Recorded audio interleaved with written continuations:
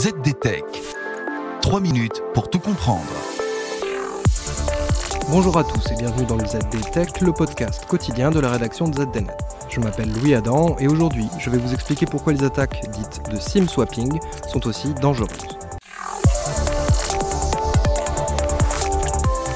SIM swapping ou échange de cartes SIM en français, c'est le nom donné à un type d'attaque qui s'est révélé terriblement efficace au cours des dernières années. Cette technique a été employée aussi bien pour pirater des anonymes et vider leur compte bancaire que pour se connecter au compte du patron de Twitter et publier des messages racistes. Le cœur du SIM swapping, c'est de parvenir à récupérer une carte SIM attribuée à un abonné par un opérateur. Et pour y parvenir, tous les moyens sont bons. On peut par exemple appeler le service après-vente de l'opérateur et se faire passer pour la victime afin de demander l'envoi d'une nouvelle carte SIM. Bien sûr, il y a quelques vérifications. Le SAV demande certaines informations avant d'approuver l'envoi, mais en collectant les informations sur la cible au travers d'une recherche en source ouverte ou via un phishing réalisé en amont, on peut assez facilement contourner ces protections. Et si la manière douce ne fonctionne pas, les attaquants ont d'autres possibilités.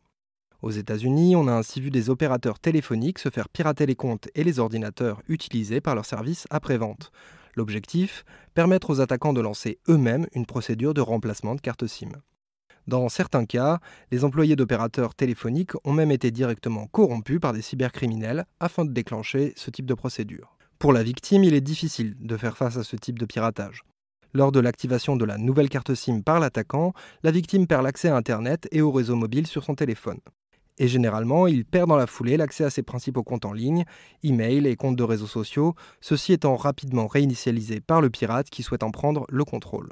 Seule solution pour résoudre le problème, contacter son opérateur, signaler l'attaque et demander à faire bloquer la nouvelle carte SIM obtenue par les pirates. Malheureusement, cela peut prendre un peu de temps. Pour se protéger du SIM swapping, la balle est dans le camp des opérateurs plus que des abonnés.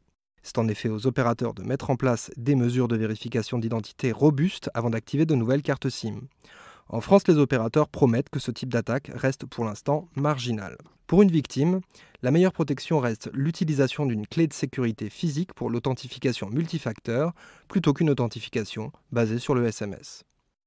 Et voilà, on a fait le tour du sujet. Pour en savoir plus, rendez-vous sur zdnet.fr et retrouvez tous les jours un épisode du ZDTech sur vos plateformes de podcast préférées. ZDTech.